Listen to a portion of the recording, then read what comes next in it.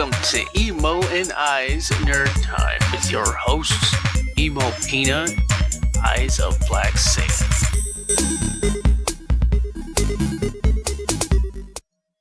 And first up on tonight's podcast, we have some nice talking points. Dragon Ball? Dragon Ball Z. Yes. The new movie. I have yet to see the new one. I haven't either. To be honest, the last one I saw was Battle of the Gods. I haven't even seen Resurrection F yet. I watched Resurrection F, and it was pretty good, but I haven't seen this newest one, the Broly movie. Yeah. Still need to see it. Yeah, it's getting a little bit of hype. I mean, for one, it's in theaters, which I don't remember the other ones being. I looked all around my area to see if I could find it in a theater. It wasn't being played. So nothing. Okay, well, we're in the same area, nothing. So I guess I'm out of luck on that as well. Yeah, well, I think the closest one that was playing it was like 2 hours south, is somewhere in Tampa. Oh God, or down by Tampa, and then the other one I think was over in Orlando. Oh, geez, okay. No, I didn't see any closer to me. There might have been. And they just weren't advertising it or something, but I didn't find any. Well, it's I mean, it's would it come out January what? So like 15th or something like that? I think so. It was fairly recent, and I mean, usually by today's standards, the turnaround is pretty quick. So I imagine we'll see it digital copy or physical copy within the next month. Yeah. Usually when it's a theatrical release, Vudu will have it, and that's usually where I buy my movies from, is Vudu. Yeah, same. Shout out to Vudu, not a sponsor, but you can, please. Can be. Hit us up. I'll rock a Vudu sponsorship. Right. I buy a lot of movies. But speaking of Dragon Ball Z, there's also a new game coming out this year. Dragon Ball Project Z is the code name. It was announced right before the conclusion of Dragon Ball Fighter Z, the world tour, and it's supposed to be like an RPG, I guess. Yeah. It's supposed to be a 3D cell shaded style. I'm guessing that's going to be similar to the Fighter Z. Yeah. And I really hope that it does far better than Xenoverse. Yeah, absolutely. I was just very disappointed with that game. Yeah. Now, Dragon Ball Fighter Z, I absolutely love. Yeah, you just recently started playing it not that long ago. I did. Yeah, I mean, well, I watched you play it. I watched you play it on stream, and I loved it. I loved the style of it. It looked like you're playing the anime, and so I recently got it myself, and it's oh my god, it's actually a really good game. Arc System Works is the ones that did it, I do believe. It's the same people that did Guilty Gear. Nice. So the Arc System Works sure the one that did it. I had to be sure. I don't want to get my fighting games if messed up FGC coming down on me like, what are you talking about? Right. Yeah, I absolutely love the style. I never really got into Guilty Gear games. I played a couple of them since, back PlayStation and stuff like that, but right. I was never a fan of the 4-button fighters. Right. like Guilty Gear or Sam Show. Mm-hmm. Samurai Showdown. I dabbled in Samurai Showdown just because I liked the style. Right. But this is Dragon Ball Fighter Z's. I started to get into it. I just couldn't find anybody to play with. Yeah. But now that you started it, you said you're gonna get a fight stick soon, so we'll probably be playing it. I'll probably stream it every now and then. Yeah, I'm definitely got to grab me that fighter stick. I'm waiting. Mm-hmm. And that way I can kind of start learning how to use that and kind of get back into the fighting game scene a little bit more. Yeah. So you picked up that and Tekken. Oh God, dude, I got them all. I got them all right Street now. Fighter 5. Yeah, Tekken 7, Street Fighter 5. Just picked up Soul Calibur 6 last night. Yeah. I didn't play much of it, just enough to get like one match to see how the game is. So, I mean, I know the game's been out a while, guys. I do know. So please, for a couple months. Yeah, my reviews aren't going to be like, at a professional scale. It just from, I got like maybe 30 minutes in, and I was doing a little bit of the story mode, and first impressions are it's very in depth from what it seems like anyways. Yeah. But again, I haven't played that much of it. Street Fighter 5, I'd have to say, out of all the games that I've purchased thus far, it would have to be a toss-up between Street Fighter 5 and Dragon Ball Fighter Z as my two favorites right now. Yeah. Yeah, just because I don't know, the fighting seems real fluid to me anyways. But yeah, I do enjoy those two games really well. Yeah, I like them. I grew up playing fighting games, so that's right down my alley.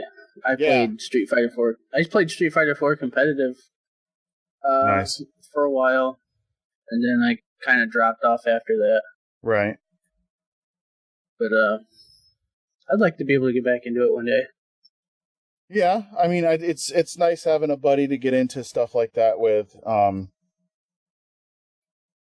I mean, definitely, it's kind of that's kind of like my thing with video games is I enjoy them more if I have somebody that I can play with,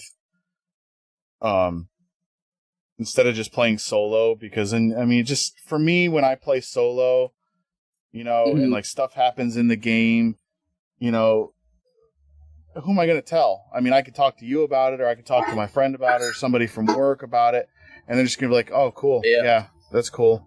Awesome. They're not really going to know, but if it's somebody that you're playing with, I can bounce ideas off of you. Oh, so it's such and such a character, how does his move work, and things like that. Whereas, when you're kind of riding solo, it's a little bit more difficult. Yeah. Yeah, but this Dragon Ball game, I don't think there's an actual title for it yet, right? I think it's just known as Dragon Ball Project Z at the moment. Yeah. And it's not necessarily a fighting game, but more of an RPG. It just, as we know right now, according to articles. And correct, yeah. Stuff like that. So, do we know who the developer is?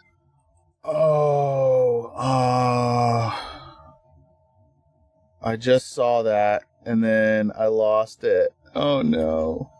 Okay, it's developed by Cyber Connect 2, which they're known for the Naruto Shippuden series. Yeah. It's the Shippuden series. That I think they did the Ninja Storm and all that. I believe so. Do you believe? Yeah, I think so. Yeah. It should be really good. I hope so. There of course there will be a fighting aspect to it. It's a Dragon Ball Z game. There's going to be fighting. Absolutely. I think it'll be really good. Yeah, I just kind of hope that it. I kind of hope that it doesn't go towards. There was when Dragon Ball Z fighting were popular with Budokai and stuff like that. One came out. It was Dragon Ball Z Budokai Tenkaichi. Yes. I was not a fan of that one because it was more of the 3D arena, like flying around, and I wasn't a fan of that. So I kind of hope that it's not like that. Or the new one, you could compare it to like Xenoverse. Right. I'm not a fan of Dragon Ball Xenoverse. Like I was not a big fan of the big arena type fighters. Yeah. So I'll give it a try when it comes out. Yeah, same here. I mean, I definitely like to see how it is and how it holds up to the Fighter Z game, which is, you know, kind of the first one that I really got into. Yeah. But hopefully it's good. Yeah. And nice. Moving on from this, or from that rather, is a game that's related to something that you've played recently, Resident Evil 3 remake. Yeah, I seen the tweets from Capcom. They're really pushing for remake 3. Mm-hmm. And I would absolutely love it. I played myself. I've played up to in Resident Evil 2 remake. I've played up to the first time you fight Birkin. Okay. Which is underneath the police department. But I've watched a streamer play it. I've been subscribed to a stream for a while. Maximilian Dude. I watched him play through all 4 scenarios. Yeah. And it was an amazing game. It really was. Yeah, I mean, I haven't played it myself. I don't have the game. I've played some older ones. I believe I played the original Resident Evil 2. Pretty sure, back in the day. Still pretty creepy. Oh, yeah. Oh, absolutely. But I mean, some games I enjoy, but I just enjoy watching other people play them. And this is one of them. Excellent game. I've seen plenty of playthroughs of it. It's a beautiful game, and it got a lot of hype. So they immediately kind of went towards, oh shit, you know, let's let's do this with number 3. And it, you know, they're saying Capcom is eager to remake Resident Evil 3 if the fans demand it. And Capcom, I think you're going to be redoing Resident Evil 3. If they're pushing for it that hard, I guarantee I can almost guarantee that it's already in development. Oh yeah. I've seen the tweets, and I mean the demo, the 30-minute demo. The second day that it was released, I do believe had like 2 million downloads. Mm-hmm. So it's not like there's no interest in 3 remake. Oh yeah, there's some major interest in it. Yeah. Absolutely. So I can't wait for it to come out. That's what it boils down to. It's, you know, and it's really cool that they're doing this to a lot of these older games. I mean, I would like to see this, you know, with games like, you know, Silent Hill. Yeah. So speaking about Silent Hill, I'm going to get sidetracked real quick off of, you know, Resident Evil. There was speculation that Death Standings is actually Silent Hills. Really? There's some conspiracies out there. Well, because people have looked at it this way. He kind of monkeyed with development he monkeyed around a little bit with the last Metal Gear. Right. When the PT demo was being developed, he created a fake game studio to publish PT. So people are saying, I do really believe that he left Konami. Okay. There are similarities between Death Stranding and Silent Hills, what we knew of Silent Hills. Yeah. There's comparisons. There's stuff that's just way too close. But I also know that, again, Kojima he's a prankster. He's and maybe this is just his way to get Silent Hills out to everybody, without it being Silent Hills.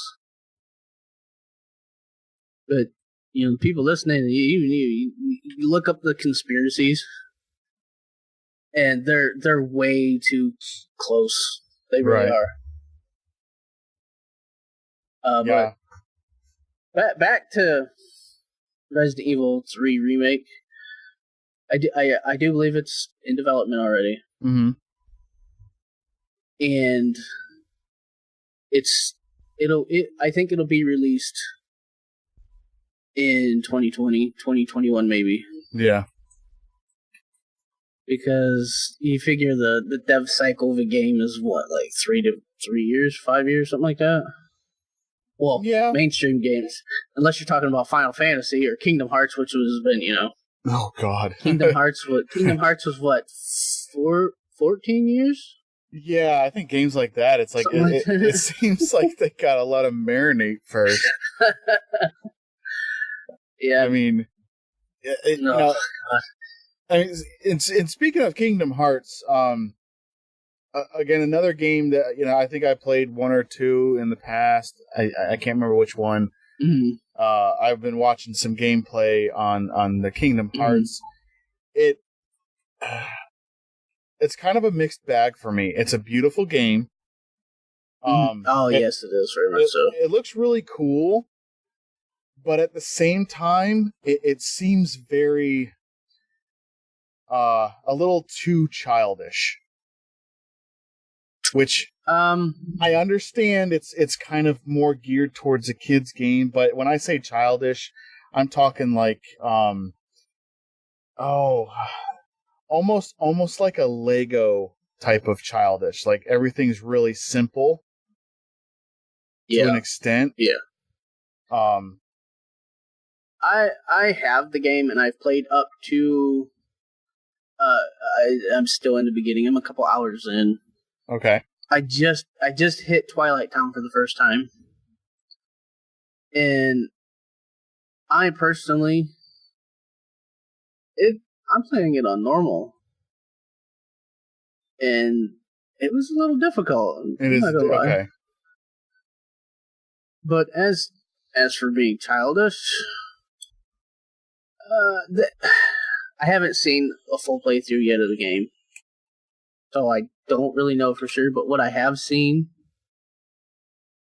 I think it teeters a little bit because they do go to like Tangled and Frozen and those kind, but they also go to Captain Sparrow, his thing, Pirates of the Caribbean stuff, those kinds of places. Yeah, I did see that. I did see some gameplay of that particular section there, and it looked really cool. Yeah,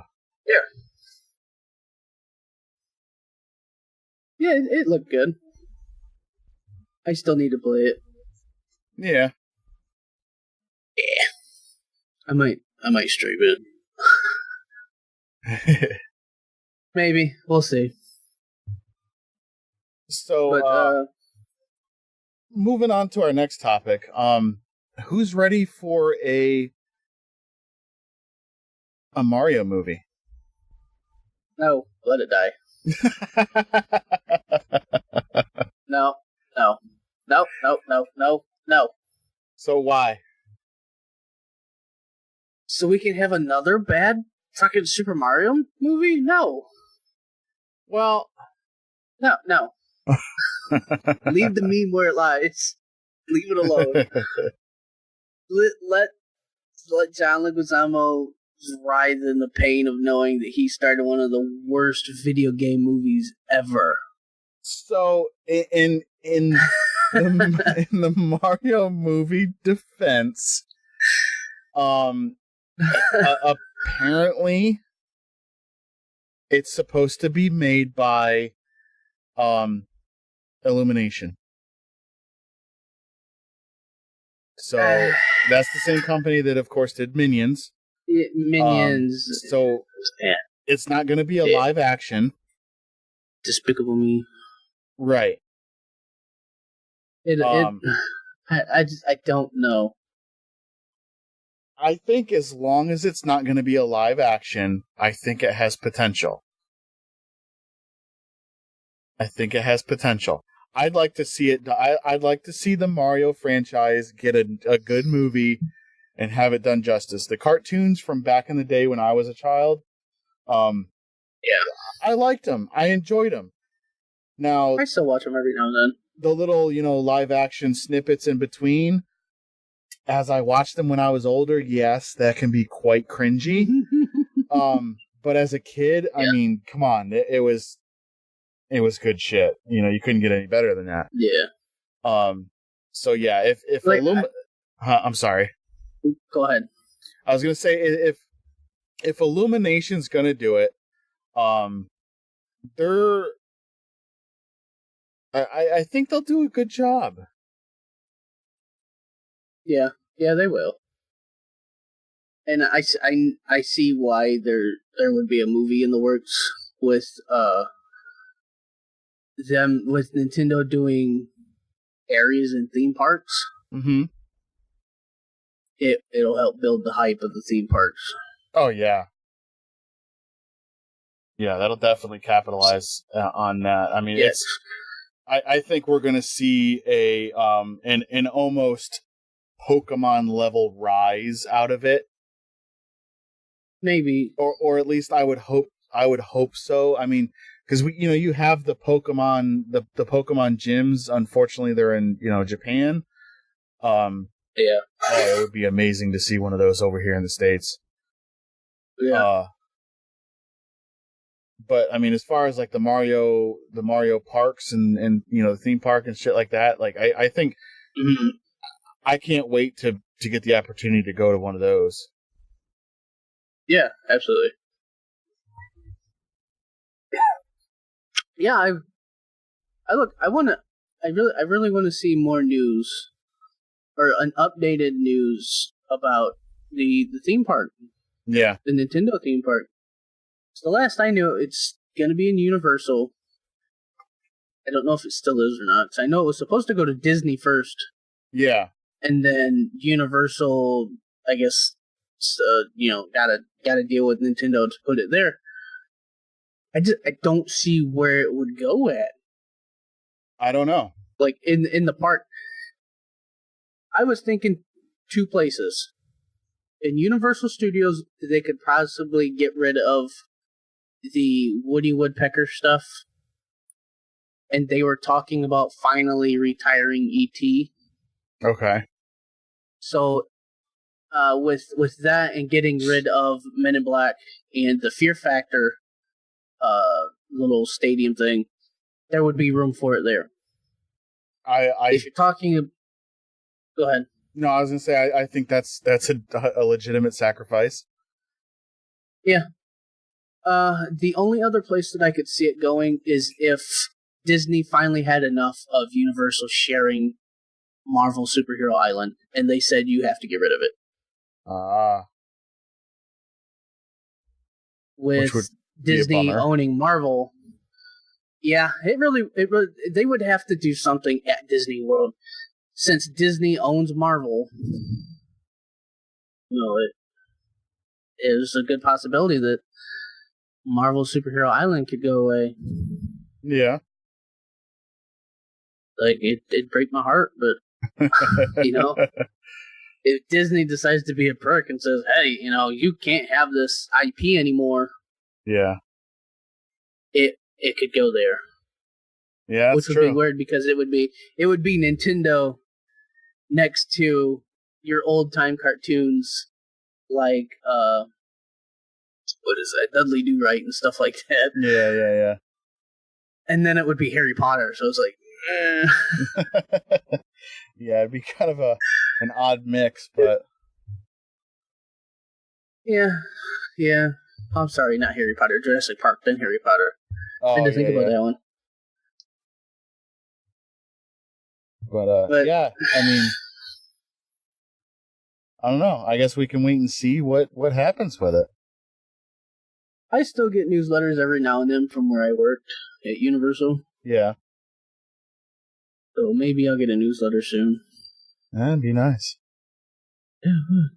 I still have tickets floating around there somewhere, but I can't ever get to them. I think I got like 2 tickets available somewhere if they haven't absorbed them. Oh, jeez. Too bad they didn't just stack. I know, right? Oh, that'd be awesome.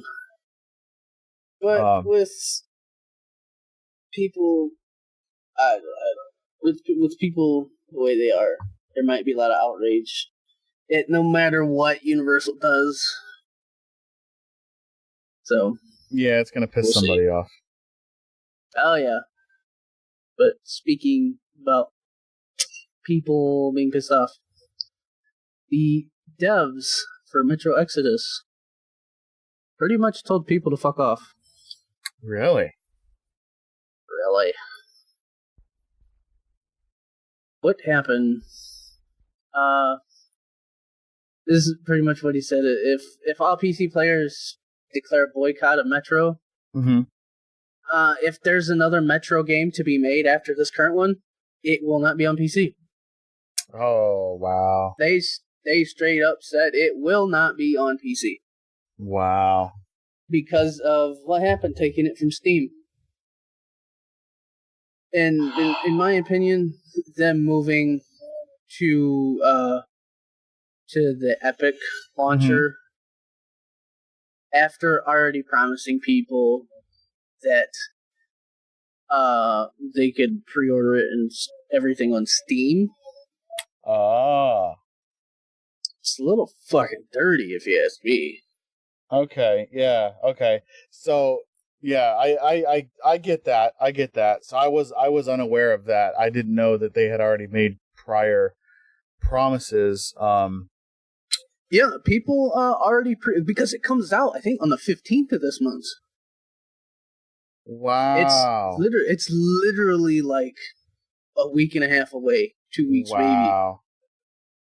And they just straight up said, well, sorry, we're moving over to the Epic store. And pre-orders are no longer available on Steam. Anybody that... I get ahead of myself. Another thing that they did were people that pre-ordered the physical disc for PC were promised a Steam code. Okay. In place of, for their activation key, it would be a Steam code. Somebody tweeted at them asking if that was true, that they would still get, the promised Steam code. Okay. And they told him no, it would be an Epic key. Wow. Wow. Yeah. So they're kind of in a little bit of hot water right now, especially with some of the devs. I don't know, exactly what devs it was. But yeah, it's not looking real good right now. So I'm wondering what happens to the people that have already pre-ordered it on Steam. I mean, is that up to Steam to issue a refund? The devs came out and said they will honor the people that already have it on Steam, and they will they will get the full game as well as upcoming available DLC. So it's not like they're getting froze out completely. But will that be in the form of a Steam-driven game, or will it be an Epic code? No, it will. They will get the DLC and released game on Steam. Okay. So it will be Steam codes. They will get that way. It'll be available that way. Right. For the people that have already pre-ordered it on Steam. But yeah, they moved to Epic, and then this close to the release date, it's, in my opinion, it's dirty. Oh, absolutely. They did a lot of people dirty. Oh yeah, I mean, now if this was like 6 months out, that's a different story. But yeah, absolutely, because then people could theoretically get refunds. I mean, people theoretically now could get refunds. But what about people that don't get news about what's going on? Yeah, I feel bad for the people that don't know, and and they're not going to hear it for some time. Yeah, especially I mean, like myself. I mean, I get some of the major news that comes, trickles in.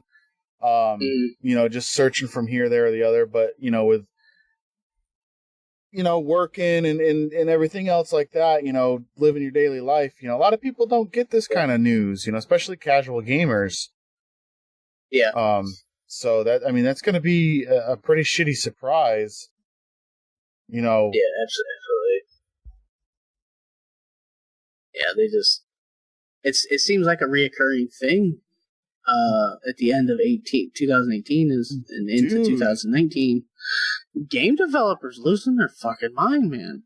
Yeah, it's almost like a rebellion. It really kind of is. Activision and Blizzard, them doing their stupidity, and now you got the developer, the Metro, being just straight stupid. And then Ubisoft made a giant oopsie here lately. Oh god. Oh god. They sent an email advertising Division 2, which is fine. Okay. They can do that. But the headline was kind of a racy one. Very political. So Emo, tell us how racy was it? Pretty much saying they hadn't seen a real shutdown to pre-order, and they'd see what a real government shutdown was. There was many people out there. Okay, because I received this email. Okay. And I thought it was kind of funny myself. Like, I feel bad for the people that were affected by the government shutdown. Right, yeah. It sucks being just, hey, government's shut down. You no longer have a job until they decide to come back up. Right. It sucks for people. Oh, absolutely. But I thought it was kind of funny. Just, that's just my weird sense of humor. Well, the email read, "Come see what a real government shutdown looks like in the private beta." Okay. That was the email. The header to the email. And then it was followed by all the information on the private beta. Okay. I mean, they had to very quickly send out an apology email. Oh god. I will read the email. the apology email. Okay. It says, a marketing email promoting Tom Clancy's The Division 2 was sent out in error today. It was a grave breakdown in process, and we apologize for the error in the offensive subject line in the email. We recognize the very real impact of the United States government shutdown on thousands of people and did not intend to make light of the situation. Okay, here's my thing. Here's my thing right here. Yeah. What Ubisoft did in this email, okay, this is my opinion. My opinion. Yes. It's fucking clever, okay? Yes, it's unfortunate that the government shutdown has put a lot of people out of work. Yes, I understand Absolutely. that. Millions of Americans understand that. We understand that. Yeah. Okay? But for fuck's sake, people, I mean, quit being so goddamn soft. They saw an opportunity. They marketed it on it because, it's a game developer and, the game is geared towards a complete government shutdown, lack of government. That's what the game is. Keyword in this sentence is game. Okay? Yeah, it's a game. I mean, the fact that they had the fact that they had to turn around and issue an apology right afterwards. I mean, come on, guys. Like, can we not have any fun anymore? Can't have nice things because it gets broken. It does. I don't know. It's not racial. It's not religious. It's not. I mean, come on. Just for crying out loud. Yeah. So they're kind of in some hot water, and they were already in hot water with using the Epic Store instead of Steam. Yeah. So this just made them look even worse. Yeah, I mean, I don't know. I think it was all in good fun, and yeah, I don't think they meant anything by it. Oh, it's clearly not meant to be taken. It was meant to be satirical. Right. It was supposed to be funny. In a kind of a weird, demented, lighthearted kind of way.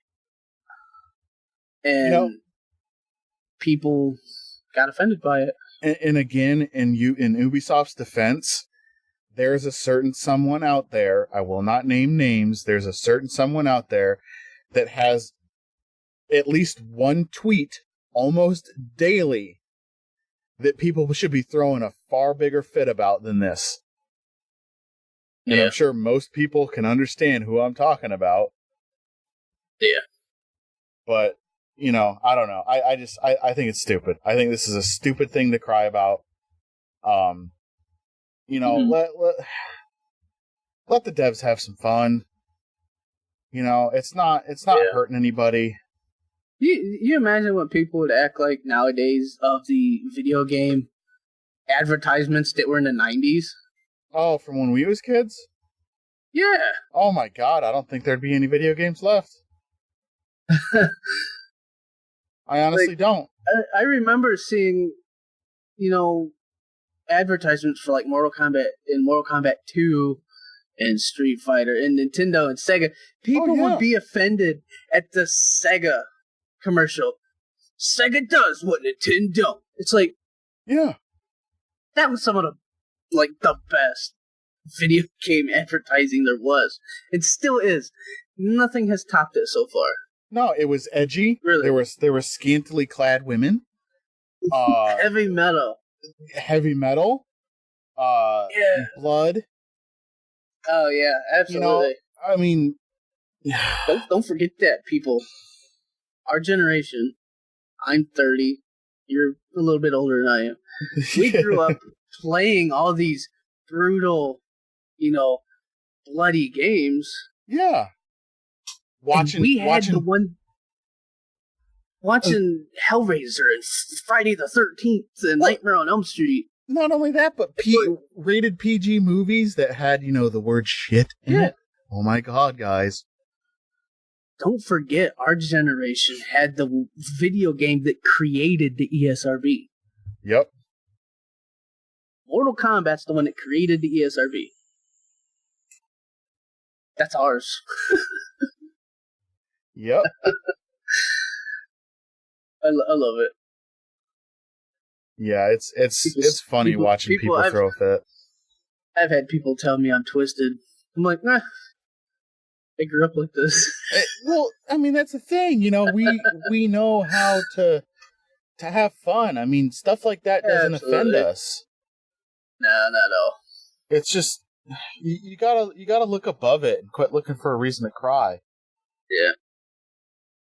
So, on a little more of a lighthearted topic here, there's going to be a new Dr. Mario game. Yes. I was not a fan of Dr. Mario. And I'm not a fan of this one coming out on mobile. Yep. I wish game developers would pull their heads out of their asses and realize the United States is not a mobile market for phone. No, we don't want games on our phones. No.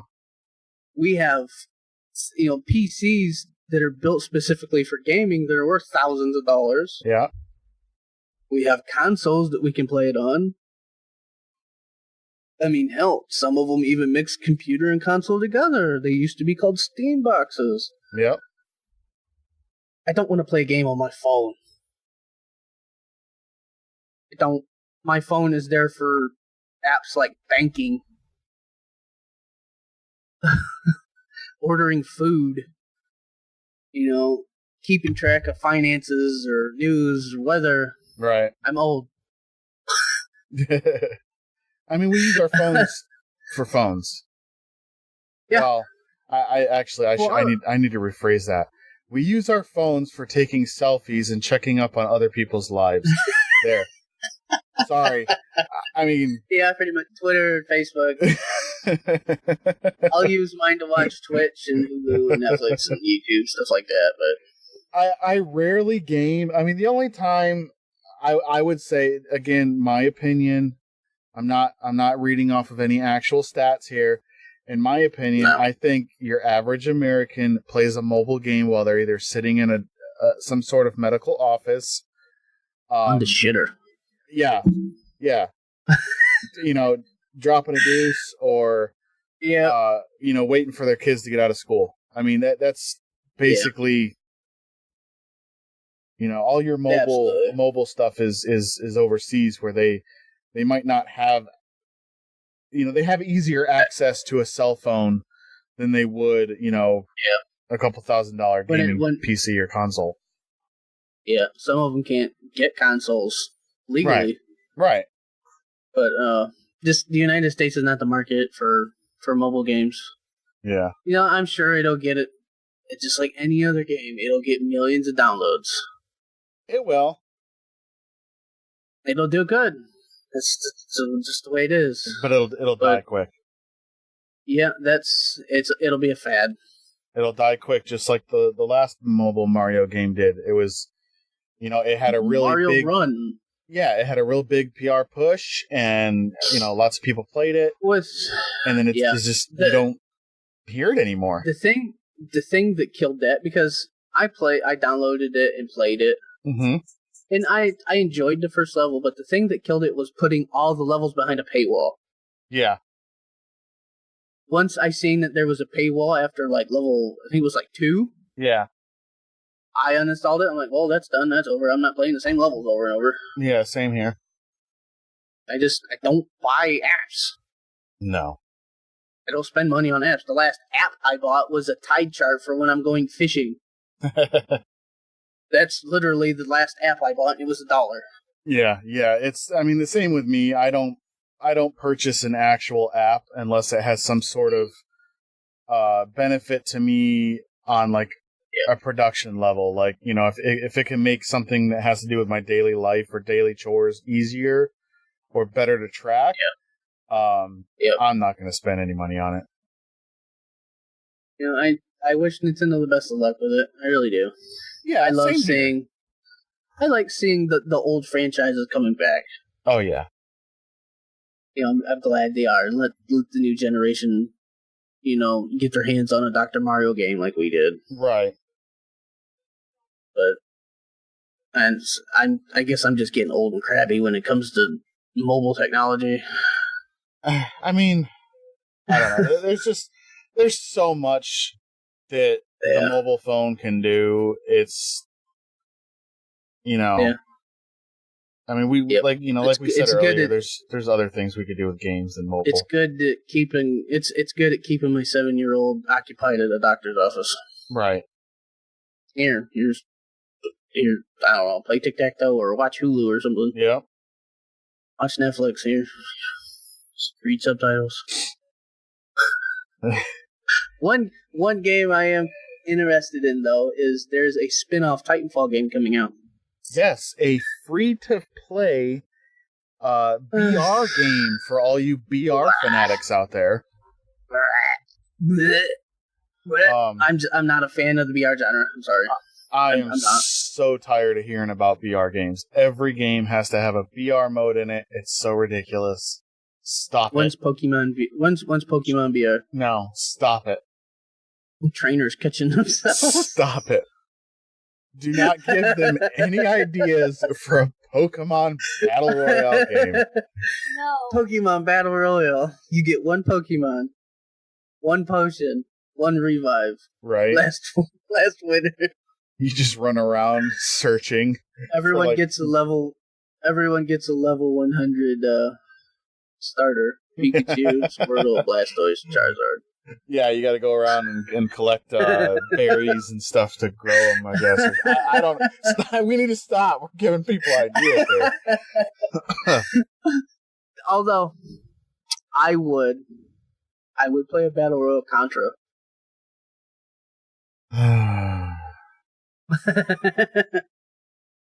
No, BR...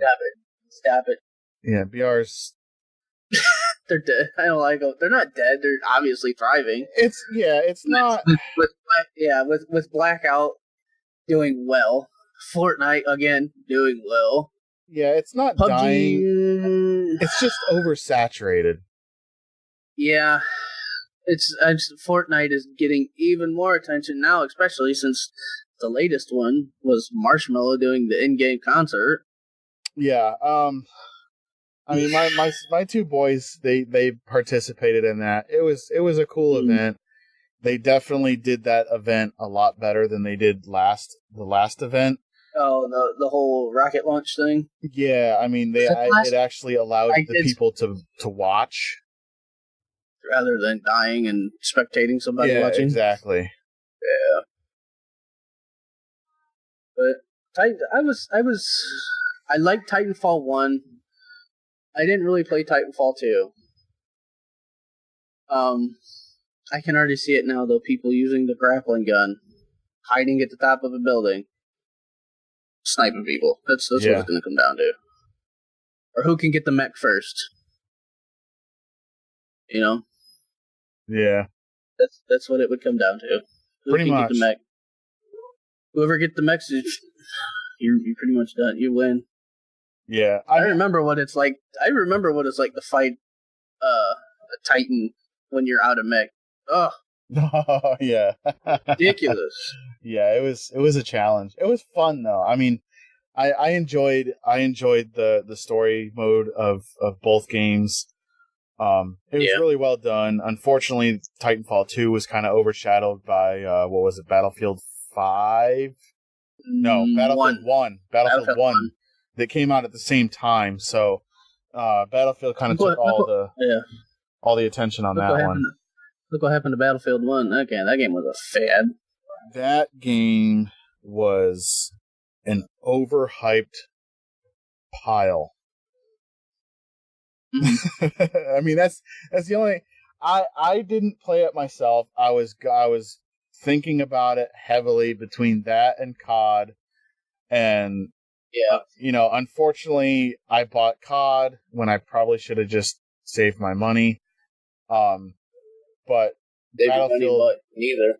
Yeah, Battlefield 5 was a huge disappointment. I literally hear nobody talking about it anymore. No. Don't. I have Call of Duty 4 or Black Ops 4, and I don't play it. Yeah, I don't either. I haven't touched it since Me and you played it last. Played zombies. Pretty much. I don't want to play it. I don't know. It gets to a point where you kind of just get tired of the same type of games over and over again. Yeah. I mean, just like me and you were talking about earlier. I mean, me and you got real big into League of Legends, and grinded the shit out of that game for a while, and then it just got old. Got our friend that's in the EU to make an NA account. we got him hooked on it. Yeah, shout out to Cass in there. Cass and RL. Yeah, we got him big into League of Legends, and then we just kind of fucking abandoned him. But I mean, he got it, and he was hooked on Fortnite. He was real big into Fortnite and the battle royale games and stuff like that. And he basically kind of turned his back on that and started getting balls deep into League of Legends. And then we just kindly, turned around, opened the door, and walked the fuck out. Yeah. But I mean, it's it's a good game. It just, I don't know. Me personally, I'll get into a game, and then once I start getting to the point where the game starts pissing me off, I kind of put it down and walk away until, months later, and then I'll be like, hey, I haven't played this in a while. Let's check it out, and I'll play it, and it'll piss me off, and I'll put it back down again and find something else to play. Oh yeah. Yeah. So, what we've been like we said in the beginning, you've been getting kind of big into fighting games. Yes. What is your thought on the petition going around putting Shaggy in MK11? So I'm not a huge Mortal Kombat fan. I love the game. It was one of the first big games that me and my brother had played when I was younger. Yeah. So it holds a special place. The first thing that I think of when I hear about that petition and everything, I think it's amazing at what the gaming community can do to draw attention to something. It had almost 200,000 signatures. Yeah, and it was enough to get Ed Boon himself to say, hey, what the fuck's going on This is here? really funny. Yeah, absolutely. He noticed it and kind of, lightheartedly just, that's funny. And it got down to one of his artists or something like that. Drew Shaggy fighting Scorpion in the game engine. Yeah. And I had to do a double take at it because it looked like a 3D model, but then I downloaded the picture and zoomed in, and it was all hand drawn. Yeah, it was. And it looked really good. It did. It was cool. Me personally, I'd love to see Shaggy in MK11, but it'll never happen. Yeah, he doesn't fit the bill per se. He doesn't fit the bill, but it's not a question of what the fans want. It's a question of what the brand owners would allow. Would they allow Shaggy to be disemboweled, cut in half, exactly, face chewed up? Would they allow him to do that to somebody else? That's what it comes down to. In any character that's in Mortal Kombat, it's whatever the patent owner wants, whatever the owner of the franchise wants. Which is, and that's why there's never gonna be a Mario or Street Fighter in Mortal Kombat, or vice versa. That's what it is. I would love to see Shaggy and MK11. I could just imagine what one of his fatalities would be. Have kick him in the gut and have Scooby come in and tie him up and rips their face off. Oh, let's see who's behind the mask. Right. Oh, it wasn't a mask. I'm sorry. Something like that. But it won't happen. No, unfortunately. Yeah, he's not he's not the same kind of character as like the alien or Kratos, like MK9 Kratos worked because he was doing that to people already, right? And he could die in very dramatic ways, yep, like being cut in half and stuff. So it worked. Same thing with Freddy. He's Freddy. And Jason and Leatherface and Alien and Predator. They all already do that. I would like to see. I would like to see a Pinhead. Yeah, that would be cool, but a Candyman. Yeah. I mean, those would be really good. If they're doing, they did Jason and Freddy and the Alien and all them guys, why not, go follow that route there, because those guys will fit the bill perfectly.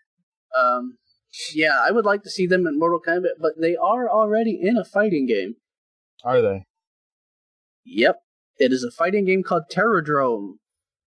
Oh, Lord. And it was an indie project that kind of took off a little bit. Uh-huh.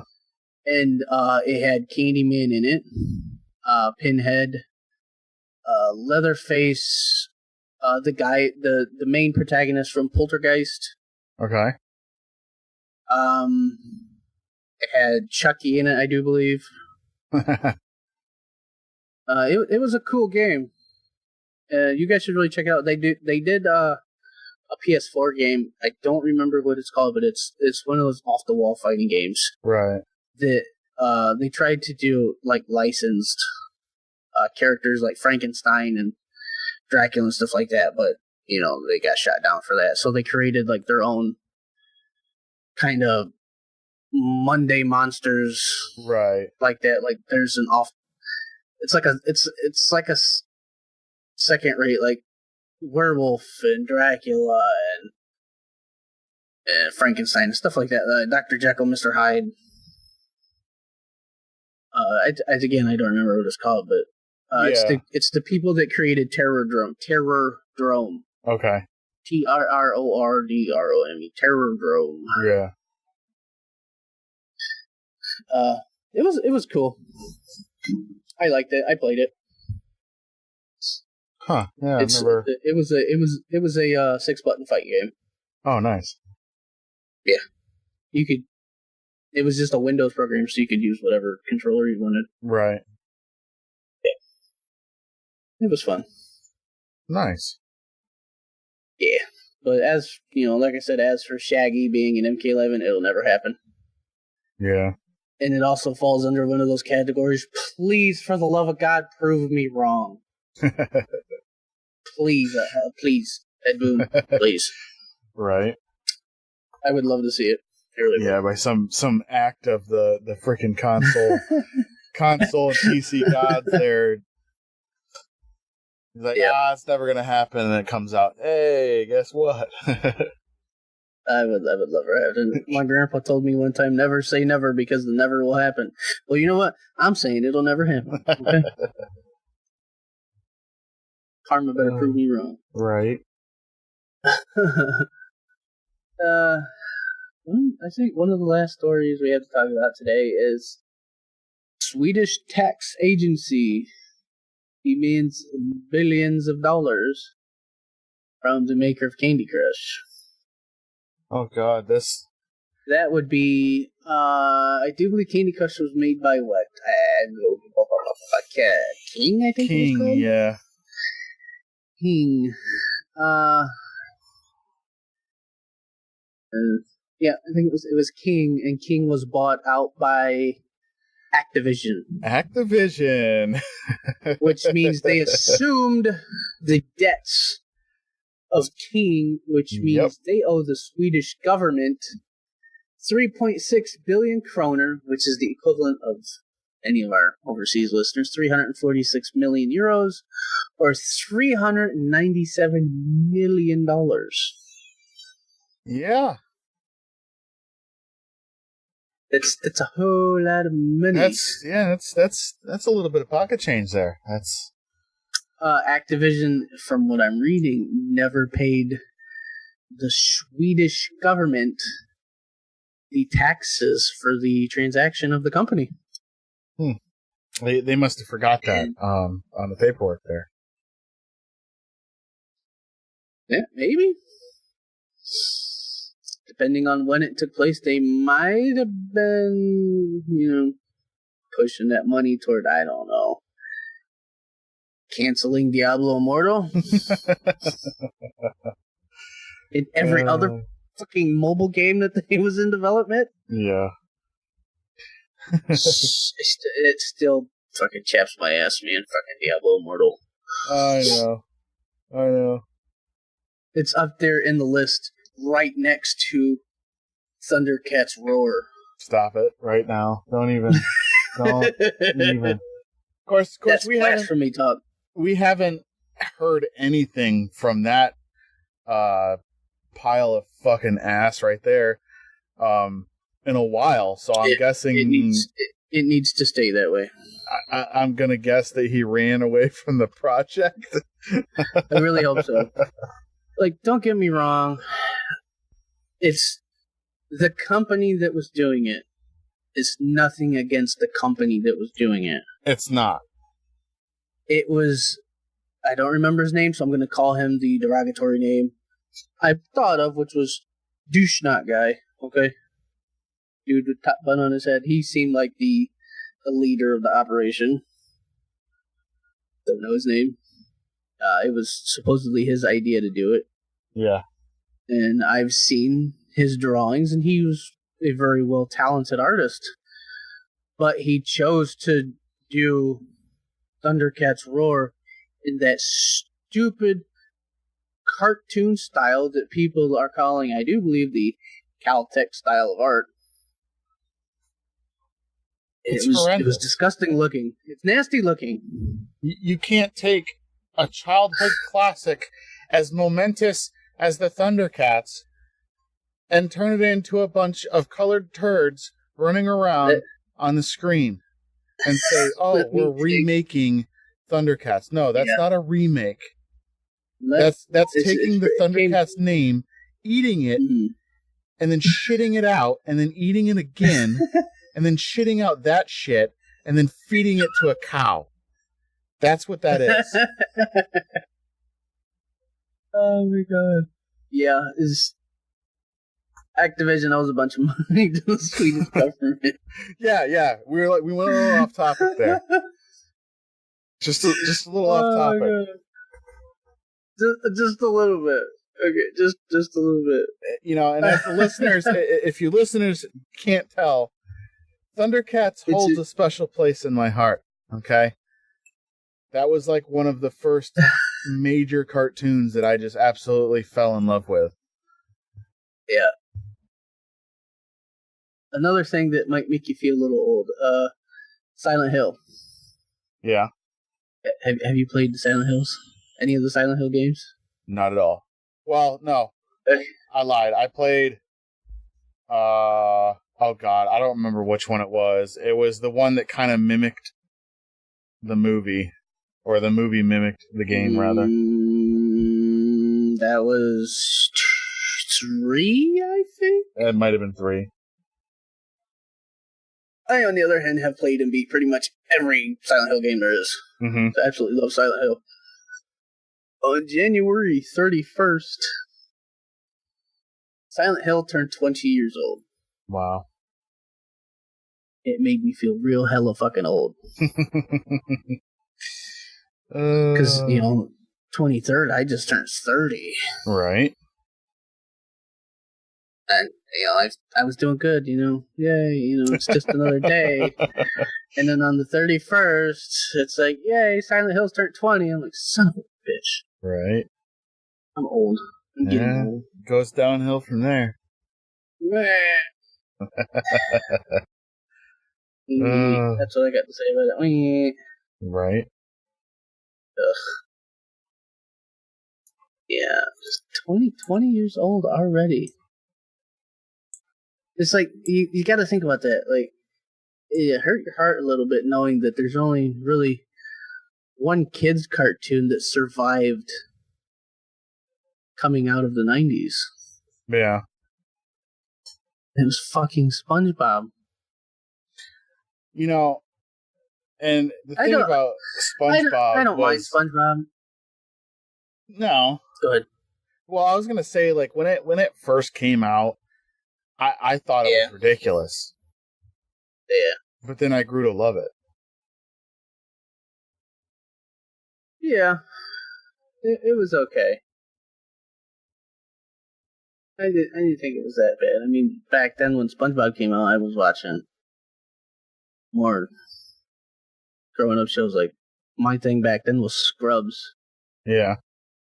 I actually loved watching Scrubs. I still do. I have not seen that show. You sure need to sit down and watch Scrubs. I don't. What was I watching back then? I don't watch Scrubs. think I was watching much of anything back then, to be honest. Nothing that stood out. I mean, I still watched cartoons, back then, like Dragon Ball Z and stuff like that. Yeah. Or Sailor Moon. Yeah. I ain't afraid to say it. Fuck yeah, I watched Sailor Moon. Oh, dude, I used to watch that shit. Fuck. Oh, yeah. It's a great anime. Yeah, yo. Was it Sailor Moon and Cowboy Bebop? Oh, that was an amazing show. That was an amazing show. Cowboy Bebop. Hang on. Ghost in the Shell. Yeah, Appleseed. Yeah. Oh, Appleseed was a good one. Aeon Flux. Yeah. You ever watch Aeon Flux? Yeah. Yeah, that was the more provocative MTV show. Now, another thing that happened in 2009, listen to me. 2019, I'm fucking in the past fucking 10 years. 2019, Wii Shop Channel died. Yeah. It was a sad, sad day. Yeah, I heard about that. Yeah, the music will forever. The music will forever live in my heart. So, today being February 2nd, excuse me. Yes. Is Groundhog's Day. Yes, it is. And apparently, 26 years later, the Groundhog Day movie got a sequel. Do what now? Yeah. Sequel. Yeah. What? It's a VR game. Aware of the sequel. It's a VR game. From Sony. Right, why? I sent you the link. I'm looking at it now. First trailer for the upcoming video game Groundhog Day, Like Father, Like Son. The VR game is a sequel to the 1993 Groundhog Day movie, taking place many years after the events of the film. Oh, God. Why? Why can't they just fucking make the movie? Why? Okay. I'm new to the whole VR thing. I know you had one for a while. Yeah. I just got one this week. Yeah. And I watched some of the little cartoons on the Windows Store. Mm-hmm. One was called Invasion. The other one's called Destroyed or something like that. I don't know. It was about a bunny rabbit and aliens. Yeah. I just got into the whole VR craze, and I know it's already dying, but why do Groundhog Day as a VR game? It's like, was it going to be like a point-and-click adventure in VR? I don't know. There's not much on it. It's Like Father, Like Son is scheduled to release for PSVR, Oculus Rift, HTC Vive, and it's coming sometime in 2019.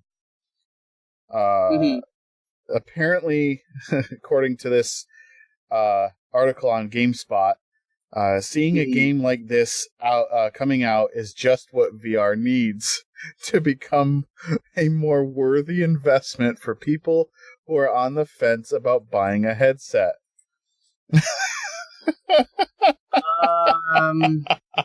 No.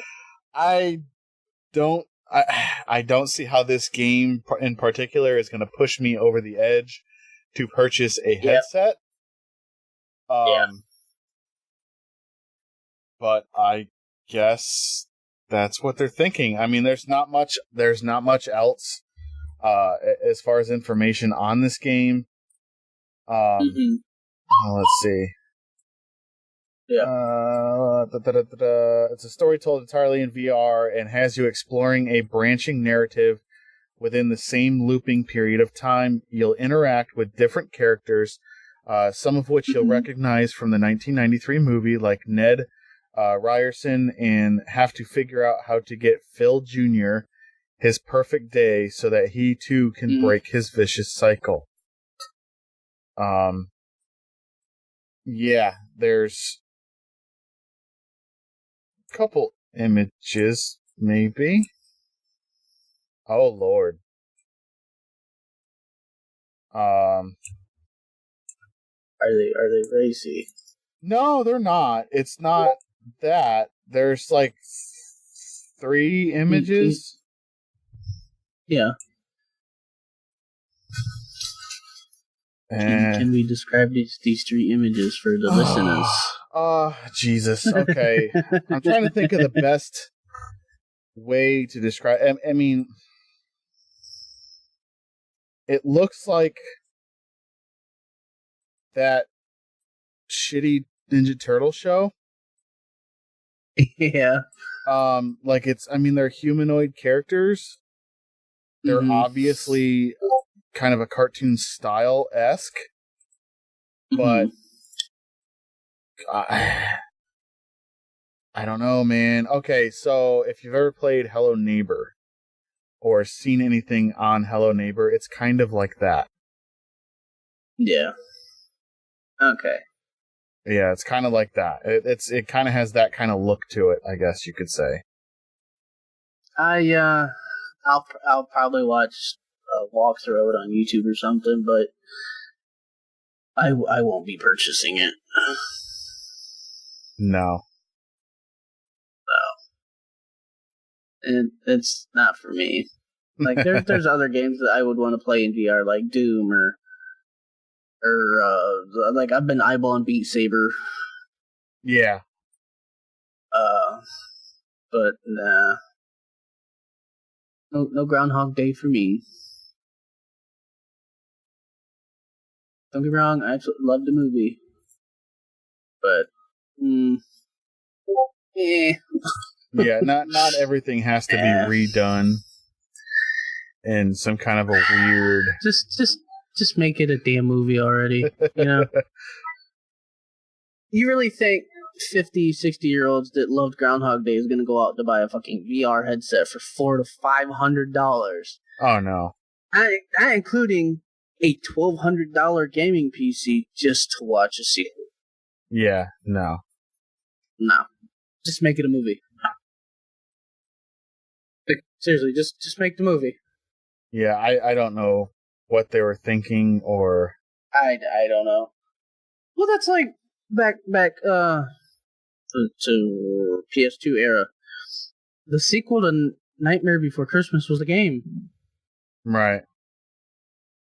Don't get me wrong, I played the game and I loved it. But it's like just make the sequel. Make the movie sequel. Come on. Speaking of PlayStation, there was a patent. Almost said fatent. Oh my god! there was a patent filed by Sony. And the speculation is that the PS5 might be backwards compatible. Okay. I would absolutely love that. And if that was true, I think it would have to be almost kind of like an Xbox type deal thing. Yeah. where it would have to be backwards compatible all the way to at least PS2. You know, not only would that be a smart idea, but it would also retain a lot of their current customers. Because I mean, let's face it, you console gamers. I used to be one. I swore by console constantly, partly because I couldn't afford a big gaming PC at the time. You stick with that brand of console, whatever it was that you were introduced to at a young age, or whatever, your parents could have bought you, or you bought with your first job, or whatever. You tend to stick with that brand. I started off on PlayStation. I had the PlayStation. I mean, to be honest, I started off with Nintendo, but PlayStation was my first major console. I had PlayStation all the way up to PS3. Then I got into the Xbox. And, I was a big Xbox fan all the way up to Xbox One. My biggest thing was, I wish a lot of my older games that I purchased, I could have re-downloaded instead of having to repurchase every time a new console came out. And I just think that would be an amazing idea that, when you do purchase a game, it would kind of show up on your account, saying, hey, this person bought this game, let's go ahead and send them the digital code for it when the next generation arrives.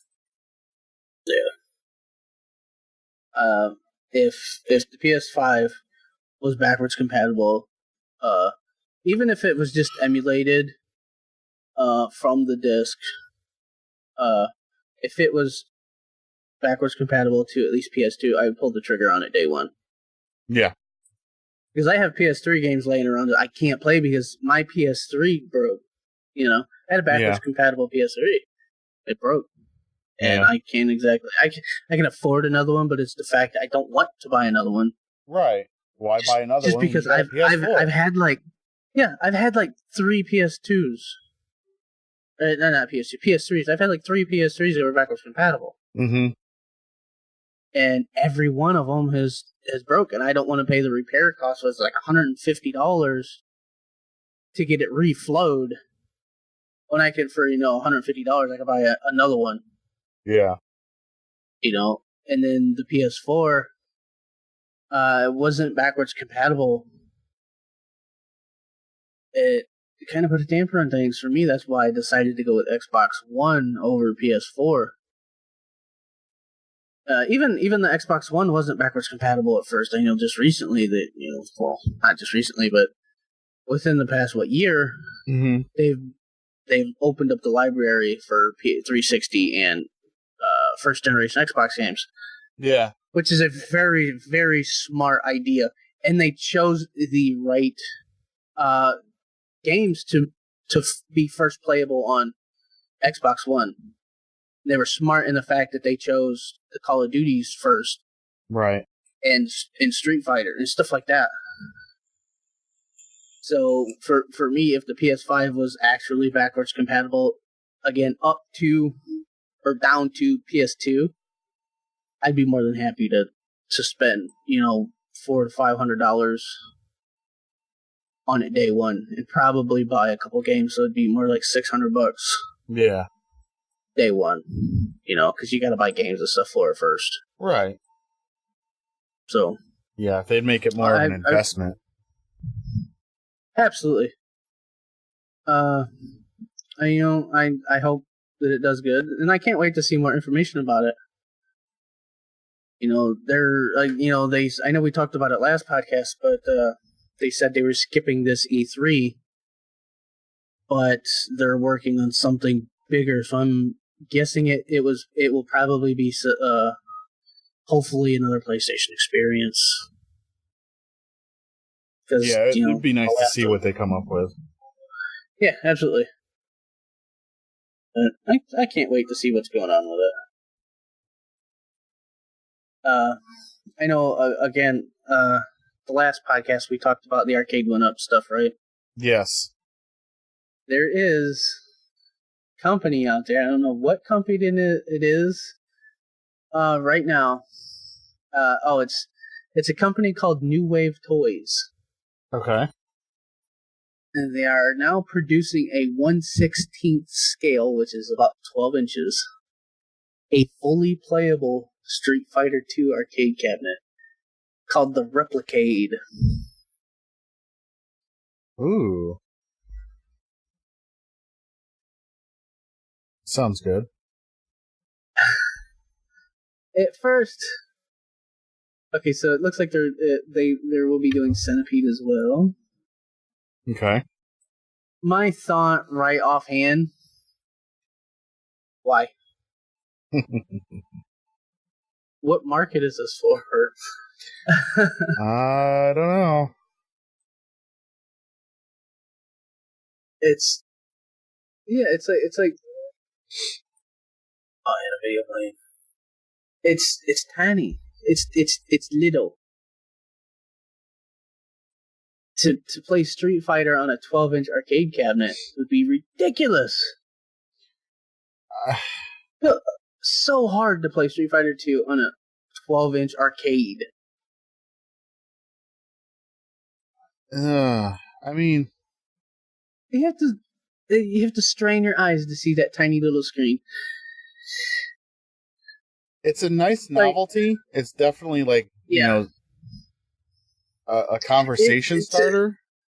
To me, if I was to buy those 12-inch arcade cabs, no joke, they would get turned on and sat on a shelf. Yeah. And it would stay that way. It would be a repeating cycle. Every day, it would get turned on and off. It'd stay on all day just as a display piece. Mm-hmm. Shut it off when you go to bed. Wake up the next morning, turn it on, turn the sound off. There you go. Did you see the prices? I have not. So,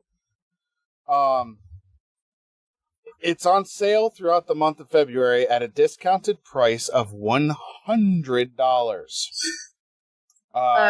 That's down from a usual $120. But you can, if you guys are interested in the Replicade, you can enter the code IGNSF90 during checkout until Saturday at 11:30 p.m., which I guess would be non-existent by the time you guys hear this podcast. And you can get it for $90. So right now it looks like they do Centipede and Tempest. I do believe that is. I'm just looking at the side art of the cab. It looks like Tempest, Centipede, and Tempest. Yeah, I was correct. Tempest. Street Fighter's on pre-order right now for, what'd you say, $100? Yeah. Or something like that, 120. For $100, that's a hard pass for me. I couldn't do it. Not for $100. No. You know, there's other things that I could spend my money on besides another arcade cabinet that's not going to get used. Yeah. You know, I'm still waiting on my parts to get here for me to do the mod on my arcade one-up cab. Right. Oh. So it does have a separate joystick. Yeah. And button controls, but still tiny. Still, it looks like the buttons. Okay, not the stick itself, but the buttons. They look like each button is about the size of a dime, maybe. No, and they're even smaller. It's they're even the same smaller size as the ones on the cabinet. Is it? Yeah. They don't look very big to me. No, they're not. And I've got giant man hands. Same.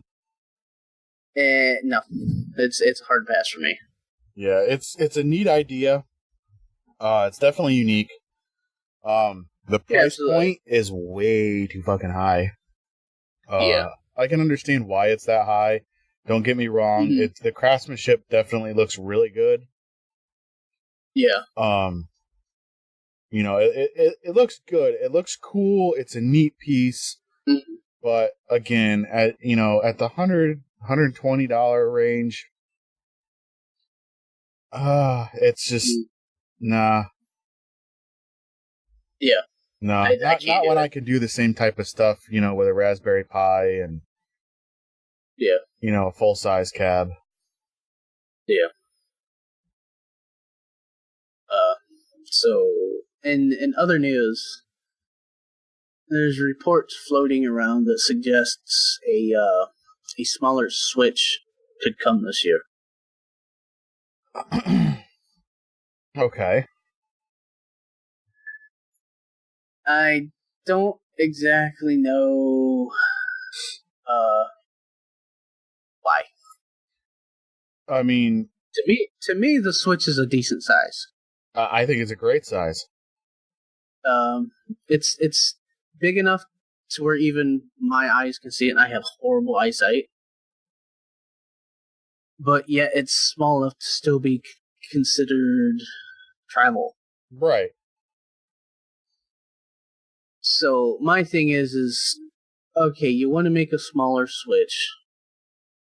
What are you going to give up?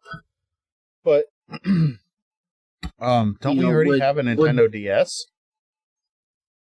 Yeah, I have a 3DS. So I don't understand why we need a smaller Switch. Maybe for the people that just leave it docked. But then again, it's going to be a smaller Switch. With it being a smaller Switch, it'll be less expensive. So you're looking probably at about $200 to $250, $200 to $225, I would guess. Yeah. Maybe even as high as $250 for some of the bundles. Considering your newer Switch costs $300 now for the bundles. Yeah, but I mean, when you look at the Switch, granted, it's the basic bundle that you get for $300. It's an amazing machine for $300. Absolutely.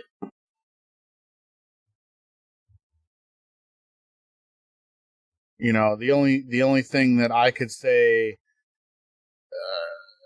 other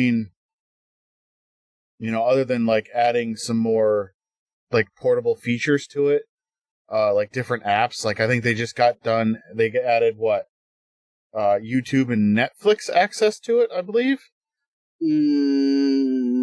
I don't know about Netflix, but I know they have YouTube. Yeah, I'm pretty sure they added Netflix. I think. But adding stuff like Hulu, things like that, just to make the portability a little bit. I mean, I shouldn't say a little bit. Making the portability even more appetizing. Yeah, for $300, you can't go wrong with that. So I don't get the whole thing. Oops. Even with it having so it would be like in my ideas, it would have a smaller screen, a slightly smaller screen. Okay. I would say that the Joy-Cons will not be detachable. Okay. Just because it would make more sense for them to be stuck onto the system, because you got to think of who would be playing the system. Yeah. If it's at home and it's a smaller one, it's going to stay docked if it comes with a dock. And if it's out on the go, you're not. Nobody takes their Joy-Cons off when they're out and about. Not really. For the fear of possibly losing them. Right. Or getting damaged or something. Because I don't know about anybody else, but I can't exactly afford $70 to replace a set of Joy-Cons. Yeah. I think Walmart had them on sale for $60. But still, that's $60 for a single set of Joy-Cons. Right. So I would say that the Joy-Cons will not be able to detach. It'll probably be a smaller unit in total in size. And it may not even ship with a dock. Yeah. That's my ideas. Yeah. You know, again, it falls under the category of I hope they prove me wrong. And, you know, the Joy-Cons are detachable, or, you know, I hope it comes with that. But if the Joy-Cons are part of the unit and they're not detachable, pair it with either a Pro controller or the GameCube controller adapter or something. Yeah. Yeah. That way you could still play 2 players somewhat. Oh, yeah. Yeah. No more, what is it, RF reader or whatever it is for the Amiibos. Yeah. Like anybody uses that anymore. You know, speaking of the Amiibos, yes, I thought they were a great thing that came out for the main reason of their collectability. Yeah, absolutely.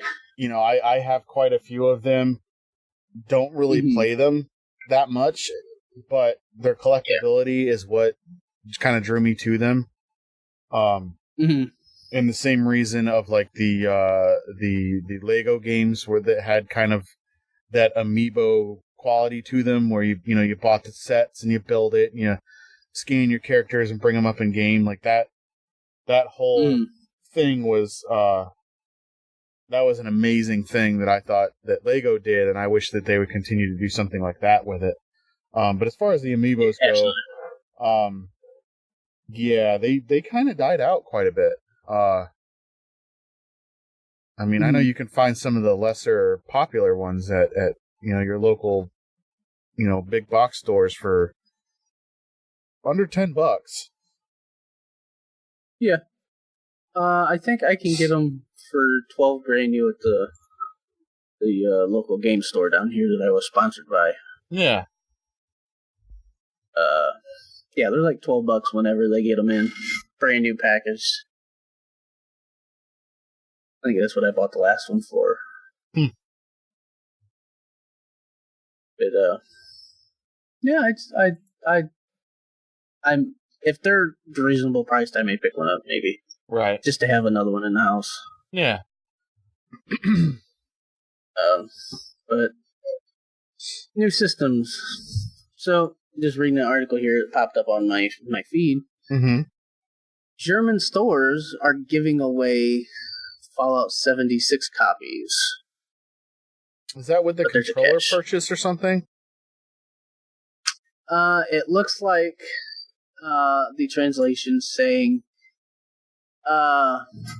if you purchase a used PS4 or a used Xbox One controller, you get a free copy of Fallout 76.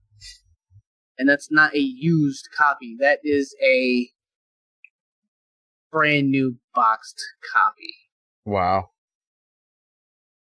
And that's at GameStop in Germany. Germany, Austria, and Switzerland. If you buy a used PlayStation 4 or Xbox One controller, you get a free copy of Fallout 76. Wow.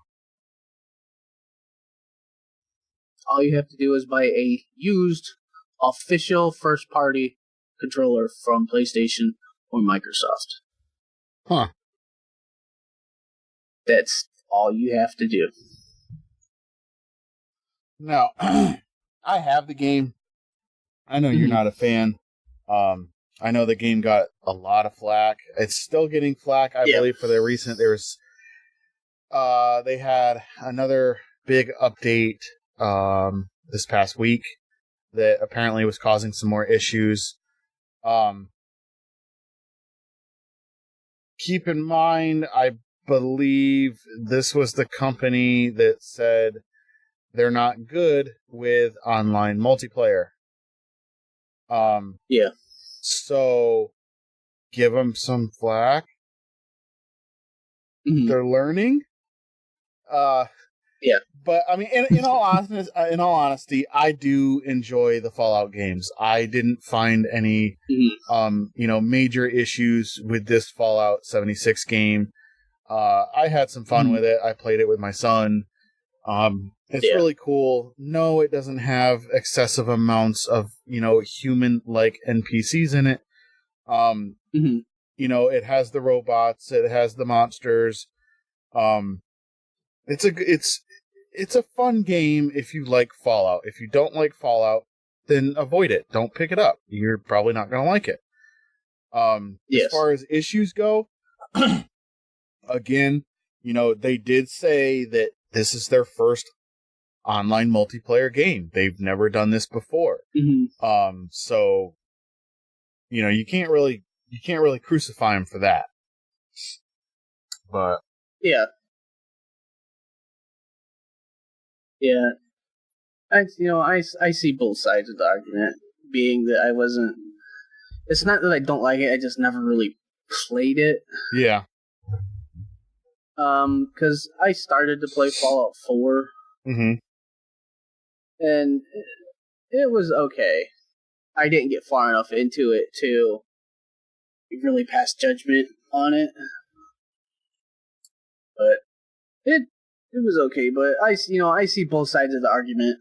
Yeah. It being, not good or good. It's, I'm definitely on the fence. Yeah, I mean, it's not bad if you could find it, for dirt cheap. Yeah, if I found a copy that was, under 20. Somewhere, being, 15, 10, somewhere around there, I would probably pick a copy up. I mean, that's what I paid for it. Whether it be on PS4 or PC, I would pick a copy up just to play it and see what it is. Yeah. The game I was thinking about getting here recently is Red Dead Redemption 2. I didn't play the first one, so I have no idea. But I did. 2 looks pretty good. You played the first one. I did play the first one. I was, always a big fan of Rockstar games. The first one, beautiful game. I got bored. Yeah. I got bored running across the map on a horse, with literally nothing to do until I reached the next mission. That was a huge turnoff for me. This one that I've seen has quite a bit to do, actually. Yeah, I've noticed the same thing.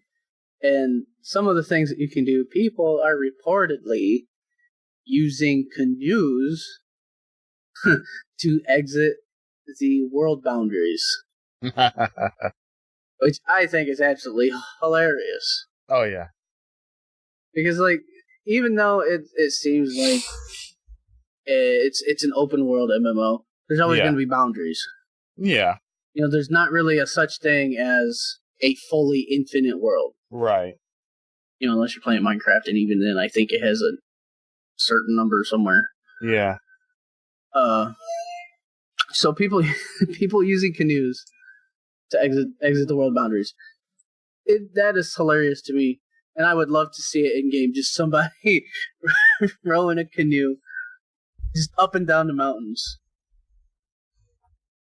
It would be hilarious. Just. Yeah, Rockstar is real popular with their bug, the bugs in that's kind of coming out the wrong way. The stuff that you could do in game that just kind of happens, nonchalantly, and kind of either causes chaos or ends up in a really good and funny clip. just with their ragdoll physics and so on, like they're really good for that kind of shit. Yeah, absolutely. Just knowing that I might end up looking for a copy. It's like a habit I have of mine, especially with open world games like Red Dead 2 or not Fallout, but Far Cry. Yeah. Any game that has fishing in it. Yes, yeah, I know. I have to buy it and try the fishing. Because I absolutely love outdoor games like fishing and hunting. Like I recently just picked up what's it called? The Call of the Wild, I think it is. Uh-huh. Or the Hunt Call of the Wild. And I will spend, and we've talked before while I was doing it, I'll spend half hour to an hour tracking one animal that I've shot, And I'll sit here and watch a live stream and just fish in a game called Fishing Planet. Yeah. So knowing that there's fishing in the game, if people using canoe to get out of the world boundaries, I'll probably end up picking a copy up. Just to see how the fishing is. Right. So as we're kind of getting towards the end of the podcast here, there's a couple more things. Movie related. First one, this could have some potential. An Escape from New York reboot in the works with the Saw co-creator. Would that be Saw 1 creator, I think? It is Leigh Whannell. Yeah. I apologize if I'm butchering that name. Yeah. That would be Saw 1. Yeah. Because was it Saw 2 or 3 was Lynn Balsman. Okay. He's also the one that did the rock opera Repo the Genetic Opera. But I digress. Lee.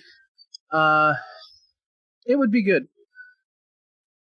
I think he would do a really good job because I absolutely love the first Saw movie. Yeah. The first. I absolutely loved it. I do believe I still have all the Saw movies on DVD. Yeah. Yeah. So, I think Lee would do really well. Yeah, it'd be nice to kind of see another Snake Plissken make an appearance here. Yeah. Oh yeah. Absolutely. And I don't remember too much about Escape from New York. It's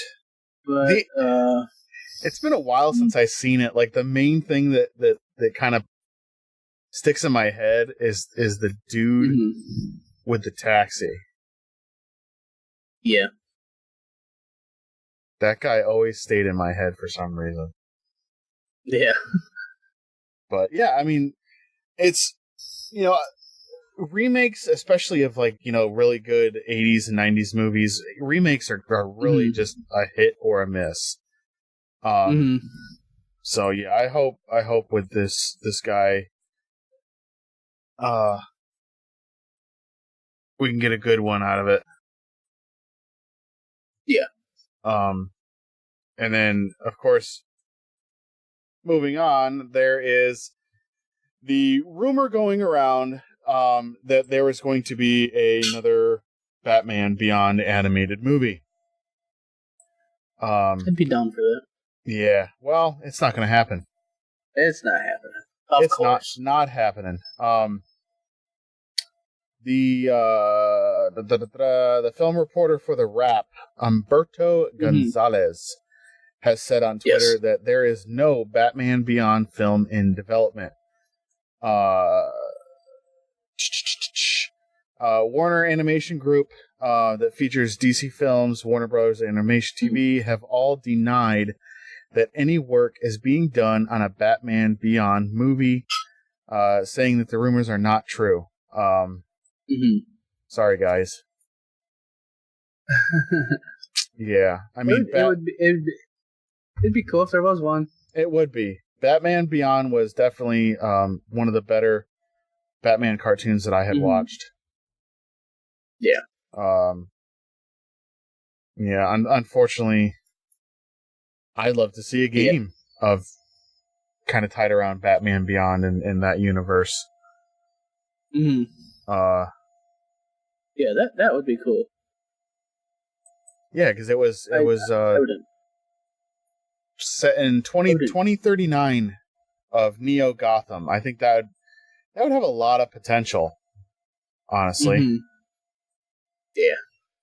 I think it would be. I would think it would be good. And yeah. Also, just one last thing before we wrap up. Also, touching on Batman news. It does look like that Ben Affleck is passing the torch. Already. Already. He was a good Batman. He was. The thing is oh my god. Okay, so I'm gonna come out and say I kind of liked BVS. I kind of like Batman vs Superman. The ending was kind of stupid. Yeah. But all in all, for what it was okay. Yeah. And I know I did not like Lex Luthor. Fucking pissy little whiny ingrate. It's all he was. Lex Luthor's a big, tall, strapping, hardcore businessman. Yes. And they got, I think it was fucking Jesse Eisenberg or whatever his name is to play him. Yes. It's like, come on, really? Lex Luthor's like, he's giant, he's bald, Yeah, he's a big dude. He's not a little dude, but long scraggly hair. I mean, Batman's one of my favorite. He's one of my favorite, superheroes. Yeah. I just think that as far as the movie, like the live action movie universe goes, they've had a hard time getting it right. Yeah, absolutely. Some of the older ones, yeah, they did a pretty good job overall. But it just seems like I don't know what it is about Batman as a character. They just can't seem to wrap up its entirety. It's either they get Batman right, but the rest of the movie kind of is a little off, or the whole movie is good, but the Batman is off. Like they can never get both pieces to fit together, and it's unfortunate because Batman is an amazing DC character, and I don't know who he's going to pass the torch to. I have no idea. I hope that I hope that he does a good job of it. I mean, Ben Affleck, in my opinion, he did okay. He fit the bill. His persona, really kind of, when you saw him on the screen, he looked like Bruce Wayne. He looked like Batman. He absolutely did. Yeah.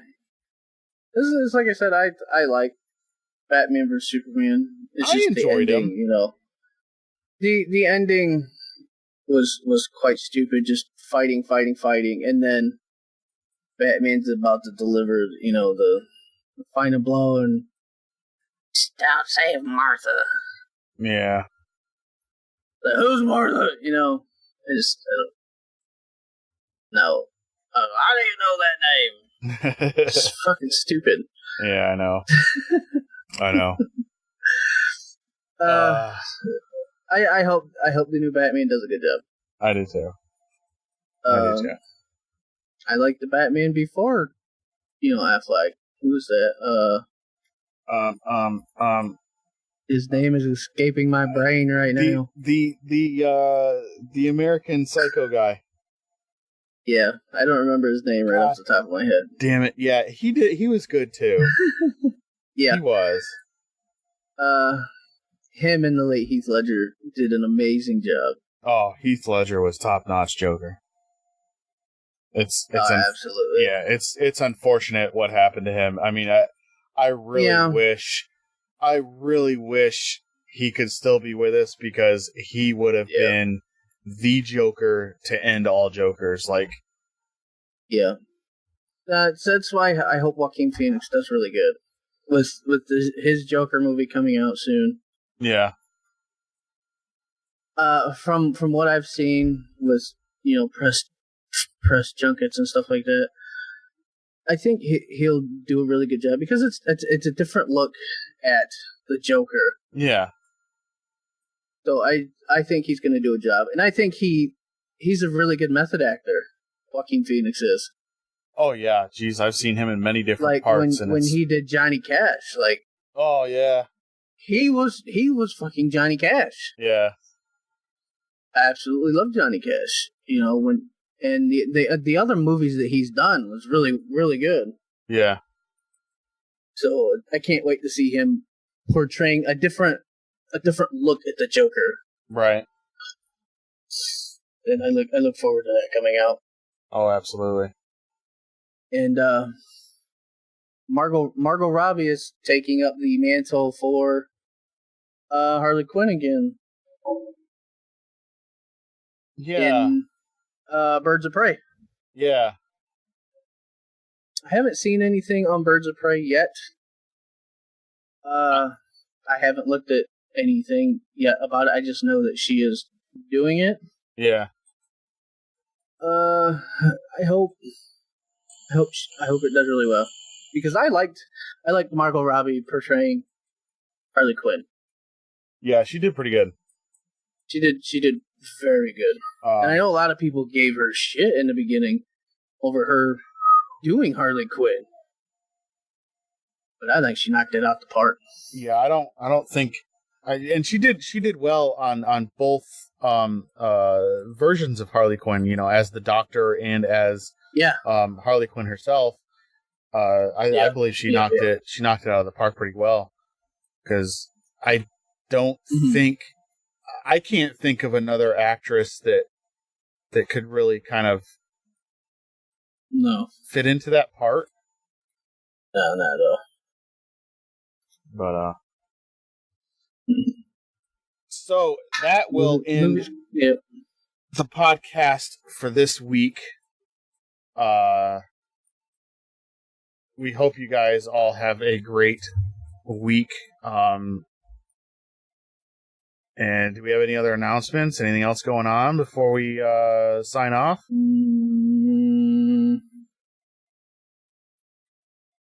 I don't have anything. Hopefully we can get around to doing the next episode of the D&D.